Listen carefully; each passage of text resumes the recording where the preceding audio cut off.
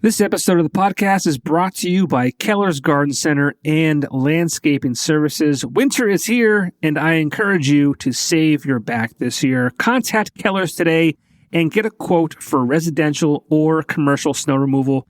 And also, it is never too early to start thinking about spring. COVID has put a delay on so many things. Do not delay in getting yourself set up with one of the best in the business when it comes to getting your yard looking its best. Visit Keller's at their location on Kern Street in Exeter, Pennsylvania, just down the street from Blue Ribbon Dairy, or head over to their social media pages for more information. Welcome to the Popko Project podcast, a platform for the discussion and discovery of arts and entertainment. We focus on highlighting people and events that add value to the world around us. Visit us on all social media platforms by searching the Popko Project, or visit our website at thepopkoproject.com. Welcome to the show, and thank you so much for listening.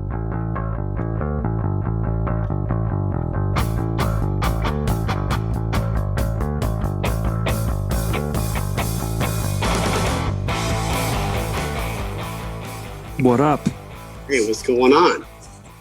Are you hiding that handsome face of yours or what? Can you not see me? So what do I do here? Do I share my screen? Is that what the problem is? I don't know. You gotta that bottom left. There's a stop video or start video. Oh, okay. It says FaceTime. Okay. Oh, there we go. I think we're doing this. Come on. There he is. There he is. There we go. Oh, we're matching. Wow, dope. Dude, how? That's funny. I haven't brought it out. I brought it out for my interview last week, but I didn't bring it out for a little while. That's funny. Same hat. There we go. Dude, I bet you thought that I would not have kept this hat. Hey, man, I'm surprised it's as wide as it is. I've did good with it. Bro, I've had this since, I think, I was going back in time a little bit before we jumped on tonight because I was like, man, I haven't seen you in a while. And for those of you listening, I'm hanging out with TySoul. Real name is John Clausen. We'll get into all his aliases in tonight throughout the show. But TySoul, musician. But yeah, I went back and we did an interview for the radio show back in 2019, and then I joined you on your podcast with Gus the Savage back in 2020. Yeah. And I appeared on your album with Name the Medicine back in 2020 as well, I think that was. Yeah. But I haven't seen you in like probably a year and a half. The point where at one point I'm like, shit, man, is he still doing music? Yeah. I don't know if you remember. You were feeling yourself. I did see you briefly at the Music Awards this year. Oh, okay. Yes, that's not fair. That's not fair. For like a minute, you were kind of like, I was celebrating. Oh yeah, man. Oh, yeah. Congratulations, by the way, on that. Oh, thank you very much. I appreciate that. Yeah, I don't get out much these days, and when I do, sometimes the V spot is always like this black hole of fun. You kind of get in there, having drinks. A lot of people. Everyone knows each other, and it's like, hey, buy this guy a shot, and he buys you a shot, and Vinny says, hey, this drink's on me, and next thing you know. You're like, seeing each other and not remembering, but that's neither here nor there. That doesn't count. I didn't see you for longer than a minute, so it doesn't count. No, it doesn't count. All right, it doesn't count. That's a scratch. All right, but what's up, man? Like I said, I feel like you were pushing music, and I don't know if you did disappear or maybe you just fell off my radar, but kind of a year or so, and now you're back. Yes. So, I was releasing like a single here and there. I think it was like almost like a full year. I probably didn't release anything. And then I released 2 singles leading up to my album that's going to be released on the 19th. And that's where we're going to have the album release show at the Jazz Cafe and all that. But I don't know. I just started my own dog training business and all that stuff. So I was at a crossroads where I was like, where does music fit in? You know what I mean? And I think all independent artists go through that. I think that you're like, I wish I was making some money or some more money off this rather than, it's an expensive hobby. That's what I call it, but I love to do it. But, once my business got on its feet and I was able to balance my life better, because when somebody starts a business, is overwhelming. I mean, especially like something like the field that I'm in, like it's new to me. It's, there's people's dogs there. Everything's like super, super, stressful because I'm just starting. There's a lot of risk involved with dog training, all that. Yeah. So can we get into that real quick before Sure. we kind of steamroll into the music? I mean, so TySoul, he's been a musician, but while he was doing that back in our conversation 3 years ago, you had always donated time to the SPCA, spending time with the dogs and specifically pit bulls and helping out there. You've always been a dog lover. You've had several pit bulls at one point. I have 4 right now. So now you have 4, but so now you have your own dog business. Yeah. It's crazy, right? What's it called? It's called Clausen's. My last name, Clausen's Canines with Class. So all the dogs that leave my dog school got to have some class when they head out. All right. So it's a dog training school? I mean, I call it a school, but it's like I'm an instructor of group classes. So I do group classes, and I have we do them indoor right now with the winter at Party For You. Shout out to them, 400 Middle Road, Nanticoke, PA. But I also do one-on-one private lessons too. So I go to people's homes. I can either do puppies, adult dogs, behavioral issues, et cetera, any breed, any age. So it will be changing in a few months though. I bought some property where I'm going to have my own facility on my residence. I have a 40 by 48 pole barn, and I'm going to be doing my private stuff there, group classes there. I'm also going to build kennels too. So eventually I'll be doing boarding too as well. So I'm going to kind of venture out into a little bit of everything there. I want to say by April, we'll be having that full swing. So you're all in. I'm all in on it. Oh yeah. I love it. I mean, I still love going to the shelter. I haven't been able to as much right now, but when I get up there, I will be, I've been volunteering more with Blue Chip. I had a foster about a couple months ago that really burnt me out. I hurt my back really bad too. That was also part of why I wasn't doing music as much. I herniated my disc really, really bad, where I was in like severe pain. I had to get a few injections, and I had to cancel a few like shows a couple times, like where I just couldn't physically like get up and walk. Sucked. So was that dog related? I don't know. I think it was just from like when I was in my early days volunteering and stuff. I think just getting like jacked around by some of these crazy dogs that would just come out of the kennel, come out hot, and they would just start, yanking you down the hall, 110 pounds of muscle. So that's when I was like, I got to start figuring out some training stuff here, because I'm getting, I'm getting taken for a ride here. You know, yeah, they're walking you. You're not walking them. Yeah, so I don't do that no more. It's me. I'm controlling the walk now. Way different story now. Yeah. So I mean, how did that all come about? I mean, especially pit bulls. I mean, people are typically afraid of pit bulls. They have this bad, this stigma about them. How did that all happen?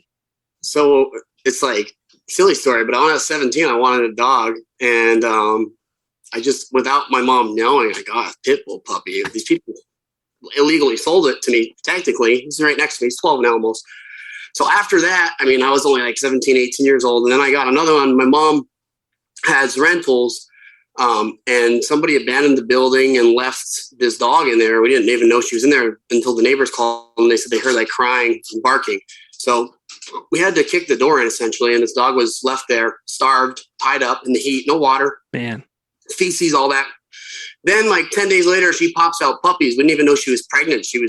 They had her pregnant and everything. So they left her to die pregnant. She was so skinny, they didn't even know. So she had 8 puppies too. So, that was the early days. And then, I don't know, I guess like when I in my mid 20s, like about 4 years ago, I don't know, something came over me. I was like, I want to go volunteer. I want to see what it's about. And, I did the volunteer, program or whatever, the orientation. I started volunteering there, and I just like fell in love with it. And then like there was like 1 or 2 dogs that are like in my business logo that I just like had like, I don't know, such like strong feelings for, but you know what I mean? Like just such a strong love for, that I like was like there like almost every day. And like, it was like, the dog was like, I don't know. There's like certain dogs to meet that like, for me as a dog trainer, like changed my life, and it changed my whole like life trajectory. And it made me like really passionate about that, especially. But music was first. I was passionate about the music, but not like I was about dogs. I would say there's more of a balance now. But basically, so I was volunteering. And then the pandemic hit, And I was also working at the SPCA for a bit too. And then the pandemic hit, and also my back, everything was just a disaster essentially at that point in the time of the world and myself. So I was like, I want to start doing this dog training thing. So I started taking classes online because you remember the early days of quarantine when everybody was, afraid to, run out of toilet paper, all that stuff. Yeah. But so I basically just started taking these classes online, and I was part of a bunch of forums. I applied it to all my animals about 2 years ago now. And then I found this lady. It was just really random. I reached out to this lady from Hazleton. Her name is Michelle Rhodes, Manor of Mutts dog training. I was like, hey, I'm looking to do hands-on stuff. I took some classes. This is where I'm at. And she was like, yeah, I'll help you. And I'm like, cool. So we met my dogs and her dogs, and, she's into rescue too. So I took her group classes with my own dogs. Like all of them went through her group classes. And I started assisting her with the group classes and stuff like that. So from there on, for about a half a year, I did that with her. And then I kind of felt comfortable enough to kind of do my own thing, and we're still on great terms, and we still do stuff together. We do, benefit walks and stuff for dogs and all that. So, that's where it really started. And then, obviously I started applying the things I learned from her into the shelter too, which I was able to help quite a few difficult dogs get adopted. There was one at boot chip for 480 days. And nobody could barely touch him. The first time I went to go in with him, he tried to get me good. But after that, he became my buddy, though, and his name was Bowser. But after that, I was like, if I could get this dog adopted, I could train a basic pet. So, all that crazy experience and all that stuff is like kind of, I guess, seasoned me in a way faster than some people that were doing it for longer that don't have that kind of, hands-on stuff with some real tough, crazy dogs, So, yeah, this is where I'm at now. That's great. I mean, how do you think this happens to? I mean, I have an idea, but I mean, how do you think these type of dogs get to how they are? Neglect. Yeah, I think that people just don't realize what the dog needs. They're just thinking that it's. 1 second. I just literally sent a text to my father not to call, and he did. So. That's okay. I'm just making sure I could come back up on a full screen here. Can you see me still or no? Yeah, I got you. So yeah. Sorry. So so how do they get there? Yeah, a lot of times it's like lack of training, lack of knowledge, and getting a lot of times you see people will get a dog and they're like, because it looks cool, like they don't realize that there's a lot of just high energy inside the dog. Like Siberian Husky, for example, they're like, well, I don't understand why my Siberian Husky just ate my couch yesterday. And I'll be like, when's the last time you went for a walk? He's like, well, he hangs out in the backyard here and there, but Siberian Huskies are bred to pull sleds in the snow for, tens and hundreds of miles, not hundreds of miles, but, miles and miles. Yeah. So, there's a natural, high energy there that if you doesn't get, like, imagine if, you didn't get your energy out ever, like as a person, you're just in a room, like you lose your mind. So that happens. That's why I'm fat. So that happens. And then people get frustrated. They don't know what to do.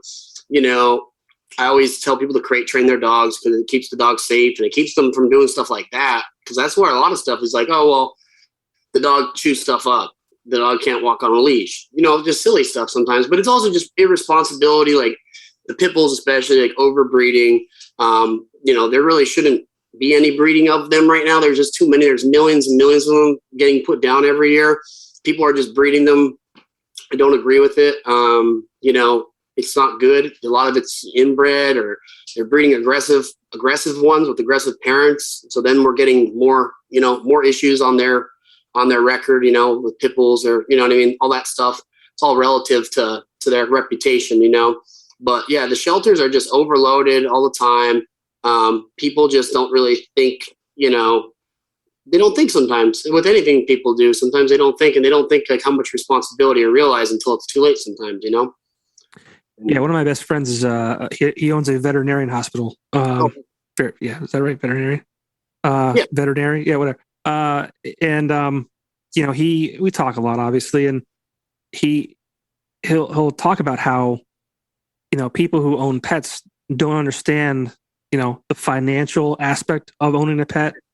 Yeah. From the top down, it's the financial issues, and like you're saying, you got to be able to, take them for walks and train them and do all these things. You don't just get a dog out of a box and it just exactly how you want it to be. It takes some time. It's like, a lot of people relate their pets to their children, and like children. I mean, you have to really, it's a responsibility, and if you don't take that serious, you're definitely going to have some issues. Yeah, it's the same thing with there's a lot of dog training politics, and some people don't believe in punishment in dog training, and that's where I do to an extent. I also believe in positive reinforcement aspect of it, but the people that just want to reward the dog, there's no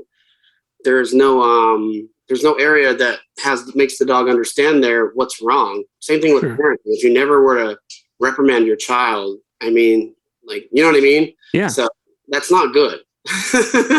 No, you need both, all right? you guys out there, I don't agree with your methodology. I'm sorry. So you could come at me, but I don't agree with it. And, my results speak for themselves, and I'm very passionate about what I do. And, I'm trying to keep the dog from not getting euthanized at the end of the day at the shelter. So, Yeah. And I imagine you've seen that happen. I mean, how heartbreaking is that? It's terrible. I sat on in my life, I won't say where, but I sat in on one euthanasia in my life because nobody else really dealt with the dog. It wasn't there long, but yeah, it was really a gut-wrenching experience, to be honest with you. And that's where for me, like, I kind of started to think like, wow, like, this is not, I give people credit that do those jobs. That's so hard. But for me, it was really just like mentally destroying me to see that kind of stuff. And I had to figure out the opposite end, like how to combat that. You know what I'm saying? Mm-hmm. Yeah, it's just like, I give those people all the credit in the world. And it's like, I couldn't do that. I don't know how else to say it, just can't do it. Yeah. So that one that was in for 480 some days, that was probably a pretty rewarding experience then, huh? Yeah, it was pretty awesome. Yeah. I still talk to the people. They're great. I mean, they knew what they were getting too. Like, I'm the type of person, like, that's another thing too with some places, rescues or wherever it may be. If you're not transparent about what you're giving somebody dog wise, you're going to usually end up with the dog getting returned or somebody getting hurt. And I was very transparent with them that he had issues still, that we worked through them, how to work through them, and there was bumps in the road, but they totally knew. I was like, there may be a time where this dog may try to bite you. And the guy who told me, he was really awesome. Like, you don't meet people like this often. He was like, he's like, I really don't care.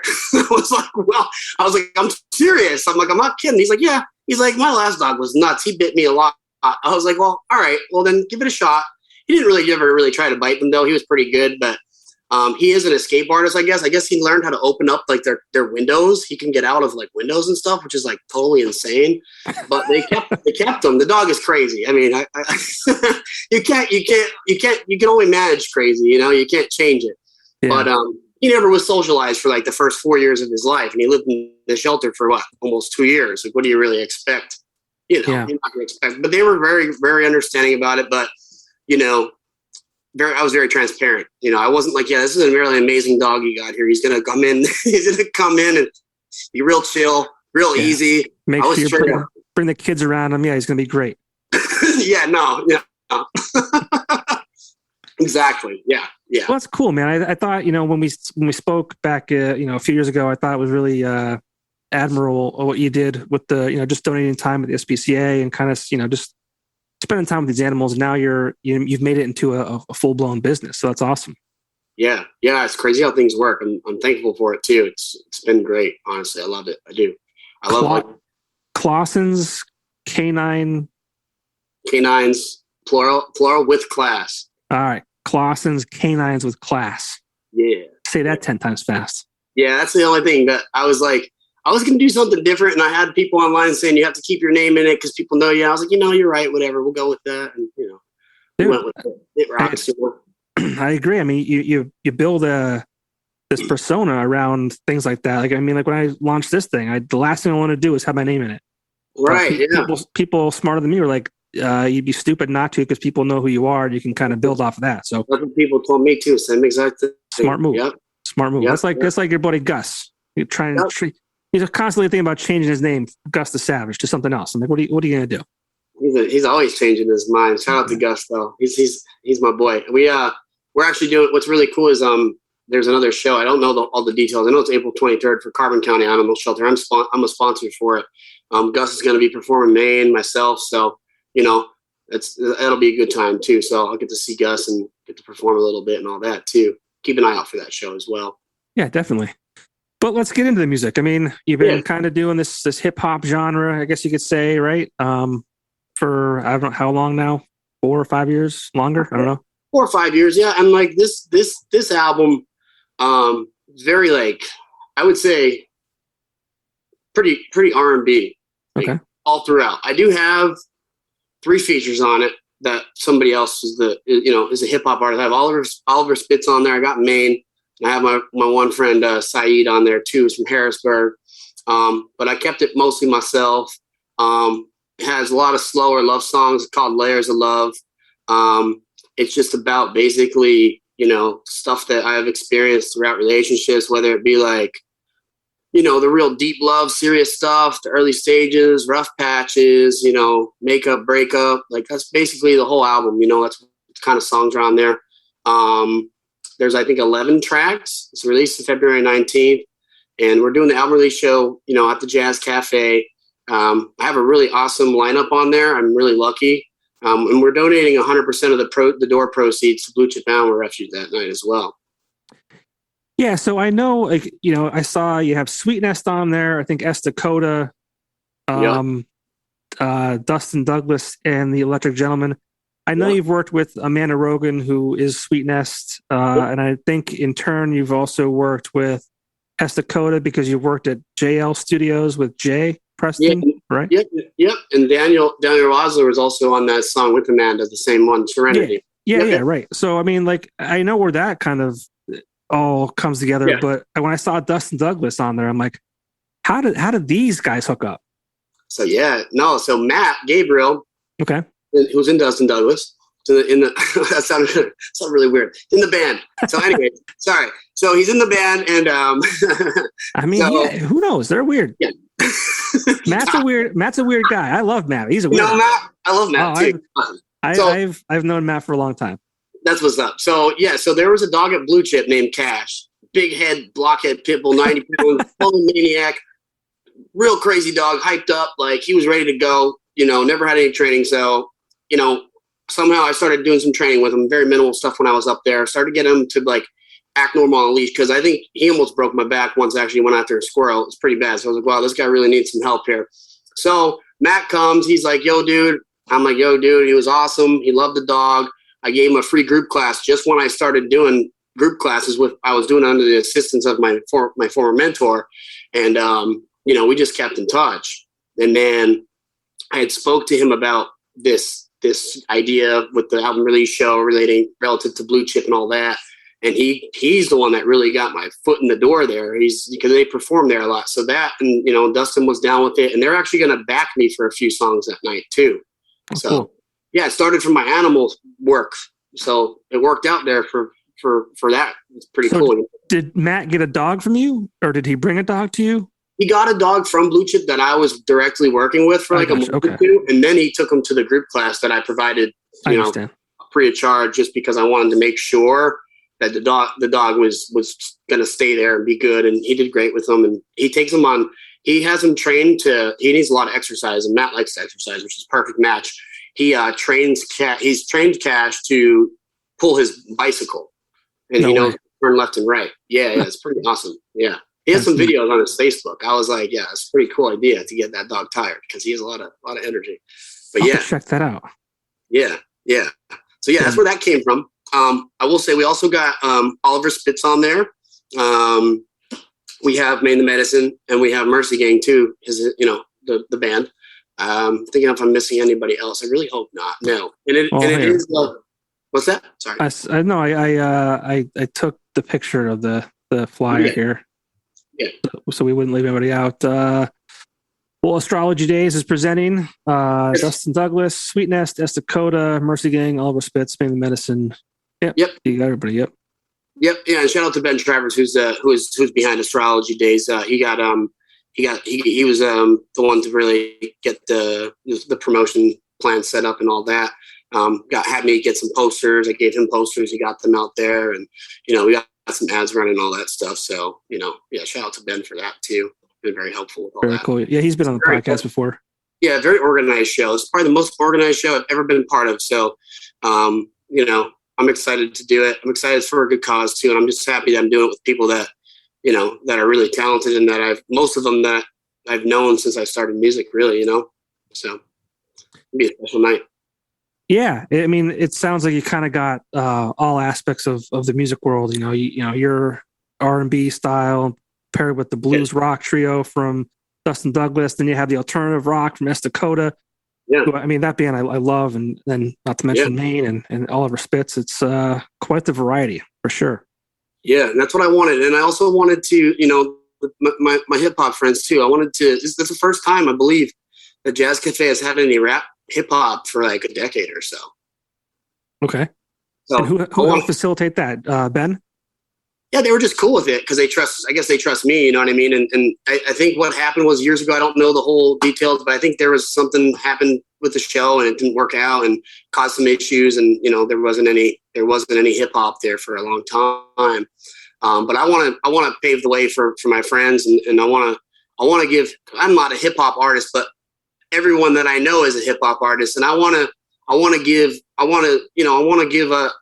R&B too and hip hop. I want to give us a good name around this area. I want to have respect, and I want us to be associated with, you know, positive things. Because sometimes people just consider hip hop and R&B, and they're like, yeah, see you later. You know, It's happened to me. It's happened to Maine. It's like, yeah, we don't do that kind of music. You know what I mean? So, you know, it's a good opportunity, and I think that, you know, if it goes really well, which I think it will, hopeful it will, that we can do more things like this in the future. You know, and also. Being an independent artist is not all about making money. I want to make a difference in the community, and you know I felt like this was the best way to do so. And you know I'm releasing my album at the same time, so I think all in all, it's a win-win for everybody. You know. Yeah, you're definitely doing it right. And I want to go back. You mentioned Maine, and you did an album with him a couple years ago called "Medicine for the Soul," and I thought that was a brilliant name. Because you have Maine the Medicine, TySoul, combine the two kind of together, Medicine for the Soul. And it was a collaboration. And it's great. It's a great album. Love what you guys did with that. You guys even did a kind of a live stream release show because we were during COVID and all that kind of stuff. I think you may have donated to another great cause for that. But you're releasing a new album under your name. How was doing this album alone different from, you know, working with a partner? You know, I think at that point in my life, like I'm still grateful for it. Like I needed that because I was like, I don't know, like I just didn't feel like I could do it on my own. I don't know if there was a lack of confidence at the time for, you know, a temporary period of time or what, but like this album, I mean, it's just a whole other experience. I think having full control over everything is good and bad, like when you do it all on your own, because you second guess yourself a lot. So when I had Maine, he's like, nah, you're good, like chill. When it's just me, I'm like really, really OCD, which is, like I said, good and bad. And then, you know, I always joke around and say that I'm going to have to pay for Joe and Jay's therapy for, you know, nitpicking myself so much. But yeah, I mean, I think overall though, like just going through all that, like that kind of album, my first album on my own, album with Maine, now this, I feel like this has been the most complete project. I got my cover art right here. I don't know if you can see it or not. Yeah, yep. Got the layers of love, you know, the heart. But I had Ethan Tibbins do that. Shout out to him, who I met through Oliver Spitz a few years back, opening up for Swayze. But yeah, no, I think from front to back, it's my most complete project. It makes sense too. It progresses from, you know, kind of being, you know, I guess in love to an extent, and then kind of goes to the end where we kind of, there's a breakup, you know what I mean? So it's a really nice storyline in a way, simply put though, but it's, you know, it's a real R&B album. And I compare my stuff, like I'm just going on a rant, tangent, but I compare my stuff to like the best of the best in the actual industry. So I'm very, very picky, and you know, my goal is always to make it sound like it came from, you know, Jive Records or Sony Records, you know what I mean, in Hollywood. I want it to sound comparable to those guys. So that's what kind of meticulous work I put into this project. So, yeah.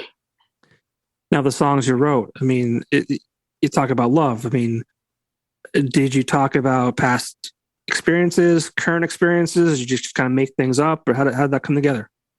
Yeah, so sometimes so definitely past experiences, recent experiences, kind of current stuff too. Just right at the end here of the album, I wrote a few extra songs that I just came out because that's how I was feeling. Yeah, no, there's a little bit of everything that I felt, and I'm hopeful that people will be like, oh, I've dealt with that before. I've felt that way before. You know what I mean? And yeah, that's the inspiration is from all those things that I've experienced in relationships, not just one singular person and whatnot, but in the past, in the present, not the present so much, but the past mostly. And then I guess going off of that, I'm trying to think what I was going to say. I lost my words there, so just let me go there. That's fine. Questions. That's fine. No, I was just wondering where the inspiration for songwriting comes from, because I can never write about. I could never write songs. I've never really tried. I'm not musically inclined, but I think. I know if I was going to, I would probably write about stuff I was going through. Yeah. And then I think I would probably only be able to do it if I was sad. Yeah. No, for sure. I don't know that I could write about being happy, without sounding like a real weirdo. If that makes any sense. I don't know. No, I feel yes. So sometimes I'll take a situation a sad situation that's not really that sad, and in my mind, I'll make it more dramatic than it really is to make it into a song. Okay, I'm able to do that. That's something I'll do sometimes. I'll over dramatic. How do they say it? Over dramatize. Yeah, that works. That works. So I'll do that for some stuff. Some of the stuff though is straight up just real. You know what I mean? There's a few that sometimes I'll really, create a story. Something maybe happened that was kind of similar, but I'm let's make this a little bit, a little bit sadder or a little bit more intense, Yeah. So I guess this is how my brain works. And I guess writing for so long, sometimes when you go through writer's block, I've learned to combat writer's block that way. If that makes sense. Yeah. Yeah. Yeah, I mean, like I said, I was really happy to see you pop back up into the scene, so to speak, with some new music, and I've added it to some playlists I put out there. Not that matters, but I've always been a big fan. Appreciate you. I've always been a big fan, and it was really cool to see you kind of in your element. Because I came down when you're doing the album with May and the Medicine. I did a little intro for you guys. Yeah, and it was really cool to see you in your element, because I've always talked to you like this. You were in the studio a few years ago as well, but to see you in it, and I could see you were almost overthinking yourself, or not even that, but just you were completely just in a zone. Yeah. And it's always interesting to see people in their element and kind of in a different world. Yeah. Yeah, it is. It is a different world down there. You wouldn't think. You wouldn't even think it's there. It's having so many dogs now. When I go there, it's I consider I'm going there tomorrow, all day, and I consider it a vacation. So, was this album done there too? Oh yeah, every little bit. Yeah. JL Studios, man. Yeah. Shout out to JL Studios. Yo, shout out to Jay Preston. Shout out to Joe Loftus. You guys are the best. There's so many artists that I talk to that always get talk really highly of them. Oh yeah. Both of them are equally amazing. Jay's great. Shout out to Benny's Pizza too. We had a lot of chicken wing pizza from Benny's up there in Peckville. That stuff is dude. If Benny's doesn't start sponsoring the show or sending me pizza, I'm gonna be really upset, because I feel like I'm always talking about them too. Their pizza is so good. It is too good. So yeah. Good. I probably gained about 20 pounds during this album recording because I have so much Benny's up there. Yeah, that's all right. And Jay's awesome too. I see Jay every now and then. My kid and his one daughter are close in age, I guess you could say. Yep. But I saw him at some basketball games that our kids were in. So he's such a good guy. Jay's awesome. Yeah. Jay's very patient with me too. I don't know how he deals with me, but he is. He's great. He has great ideas too. There's, he's just a really awesome musician and an engineer too. And person, I don't know him too much outside of it, but every time I see Jay, he's always like, "Hey man, what's up?" He's always super pleasant, Got love for Jay. Super pleasant, just positive too. I wish I could just steal some of that from him. A little bit, right? He's pretty chill too. He's just like chill. He's just like It's like whatever. Man. Yeah. He really is. I'm like all like in the studio, like this. I'm like, yo, man, like, what do you think about? He's like, yeah, man, you're good, Yeah. But yeah, he's a good dude. Yeah, for sure. Yeah. So February 19th, River Street Jazz Cafe in Plains, Pennsylvania. Album release show, Layers of Love. Great bands on the bill.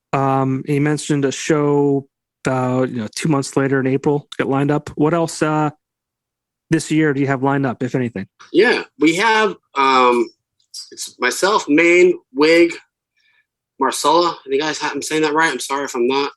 There's a few other people too. Carl Hall. I believe it's March 23rd. I could actually check that if I can find it. But I believe it's some point in end of March that Carl Hall will be at as well. Me and Maine and a few other people. That's just going to be, I think, mostly hip hop, and then myself doing some R&B. That's a 18 plus show, BYOB, I believe that's what they do there.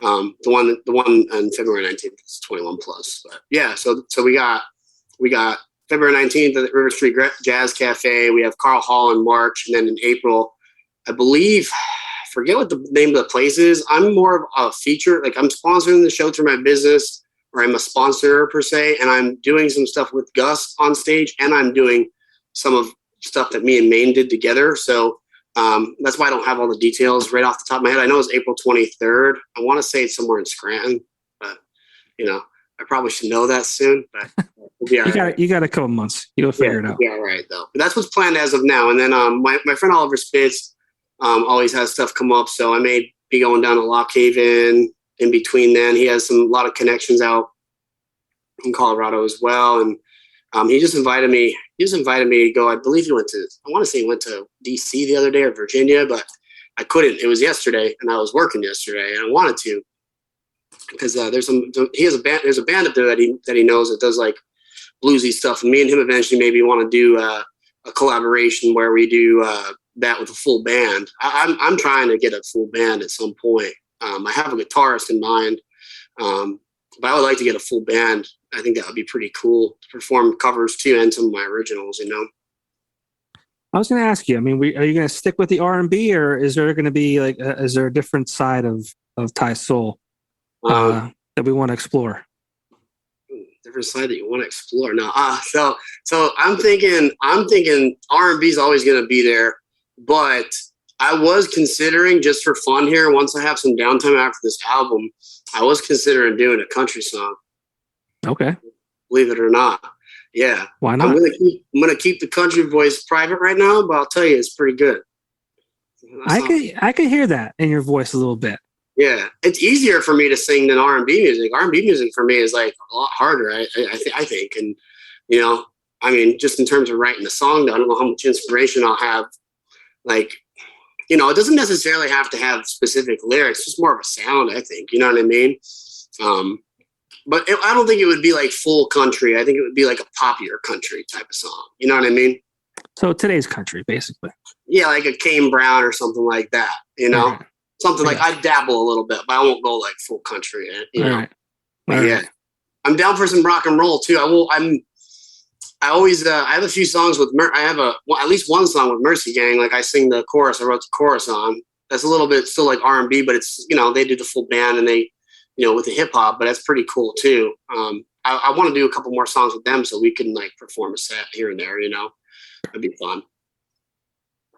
And it seems like you worked with a lot of musicians in NEPA, and I think that's great. I mean, when I was coming up, when I started in the local music scene, it was very cutthroat, and everyone was, they wanted to be the headliner of a show, or they felt that, they should have had the show at the big club in town as opposed to the other guy. What has it meant to you to be, part of this local scene here in NEPA, where it has been so, such a group effort and such a support? Yeah, I mean, I think everybody has to pay their dues, and I think as long as you're a humble person and you're a hard worker, people will respect you in this local scene for sure. I've never had any, FUs thrown my way from anybody or anything like that.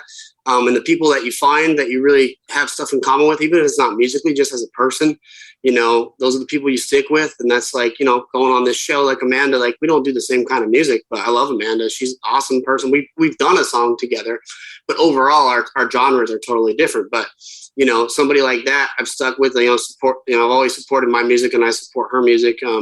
Super welcoming group of people on that bill. When I met Dustin like last week. I never met him. Super, super nice guy. Like, I just like to work with people like that. I mean, I feel like there's bad apples everywhere for everything. And, those are the kind of things that I stay away from, and the negativity. And I just try to stay positive and work with positive people. And then I think everything works out better that way. But it's been an experience though, and you go through ups and downs where you got to find, a tight knit group of people to stick with, like Maine and my friend Oliver too. Those guys have been there for me since the beginning. I don't know if I would be doing music without those guys. Oliver too has offered me tons of perspective about how to properly roll out a release and get your cover art done and all that stuff, and that stuff's helped me tremendously, Yeah. And how did you become a musician, and why R&B? So, yeah, good question. So I was singing like always when I was little. My mom was always an R&B fan. So when I always tell people like literally 5-6 years old, she was listening to like Usher's, I think, second album. And then I got like Chris Brown's first album when I was like 16. I was always just singing in the car, Then I met like Maine when I was like 18, and I did some like covers here and there. And then I didn't really do nothing for like 4 years. And then I get a call from him and he's like, he's like, what's up? He's like, come up here to this place. It was JL Studios. I didn't know where I was going. He's like, and then I wrote my first hook for them on Mercy Gang's album. I forget which one it was. I think it was their album or mixtape, it might have been. And then after that, I started going back up. And then like when I found like a studio that could produce that kind of quality, I was like, okay, this is how, you get to sound good. I mean, you got to be decent too, but like these guys really, really, really bring it up to the next level. So after that, I kind of just got addicted to writing. I use it as like mental therapy for me. When I started writing my first songs, I was going through years ago, like a bad relationship. And when I'd go up there, I would let it all out, so that's where I fell in love with it. And, at the time I didn't really know what else it was, but now for me, it's still that, but it also, being a local musician, I feel like you have a responsibility to, have a positive benefit to your community too. So, as a person in general, you should do that, but that's what I like to do with it. I like to give it purpose through that as well, Yeah. How many people do you think Maine has kind of groomed? I mean, because Maine to me, like I know him not well, but I think well enough. To me, he's like this. I like to call him like Biggie. Like, and he kind of sounds like him at times, but he's also like just this like just happy, like for the most part, like just happy person. I think he brings people together. Not that I know if Biggie did that, but I just feel like Biggie had his group, right? His he had like P. Diddy, all those guys. But just like someone you wanted to be around. I mean, how important is Maine to this area? I mean, he's way more important than people give him the respect for. I'll tell you that, for sure. I don't know if you know this. On his album coming up, I have a song. I'm on a song with him, and so is Ed Kuzo. He has him on the album. Like Maine has brought together so many different genres. Like you know what I mean, including me and other people. He's connected me with Amanda. He's connected me with my backup singer that's coming to the show on February 19th as well. Like he's connected so many different people and helped them work together just through word of mouth and just like showing love to people. Like he'll show people my stuff and like, and then like, I'll, people will message me or whatever, I'll make a connection and stuff like that. So he's worked with so many different people, so many different genres. He's a super open-minded artist. Like he will do anything. Like I feel like Maine, like if I wrote a country song and sang on it, like he would be like, yo, let me do a verse on that. Like he's open to do anything. He'll make anything work, So yeah. Dude, he's on a Mike Jordan and the Gypsy Souls. Mm-hmm. Yeah, there's a video for that. Yeah, I watched that video too. I know what you're talking about. Yeah. Dude, I mean, when I first heard that song, and this is before I think I knew of Maine, but not a ton, but I'm listening to the song, it was like good on its own. And then where he comes in, like that just pulled the song, like everything together. And like, holy shit, that made this song 10 times better than what it was. And yeah, I think he's got that ability to kind of bring that to whatever he does.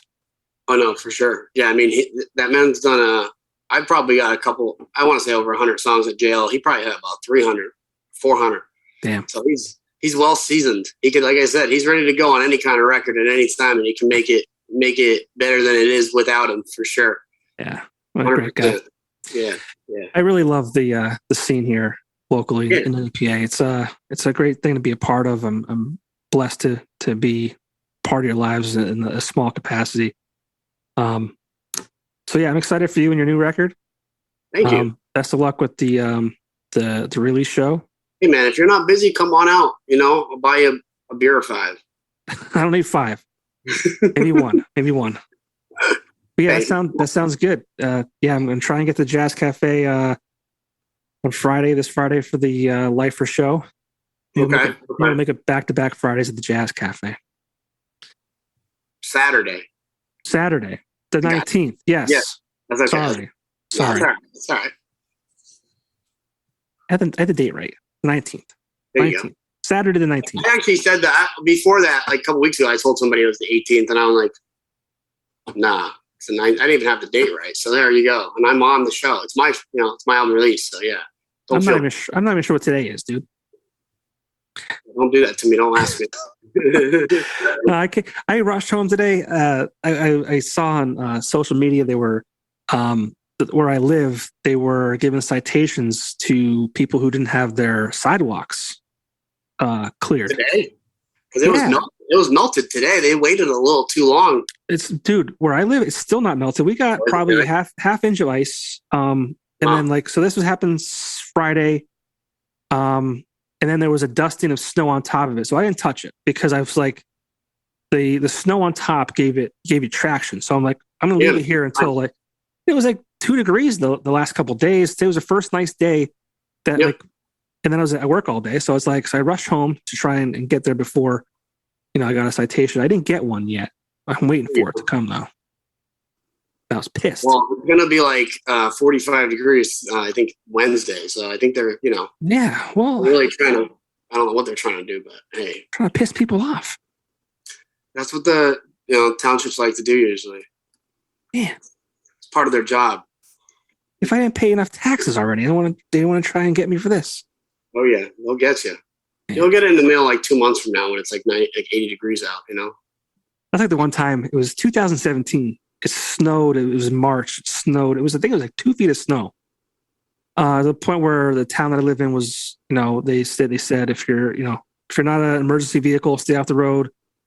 My boss at the time said, "Hey, hang tight at home, stay home. We have a webinar anyways this afternoon. Make sure I'm there."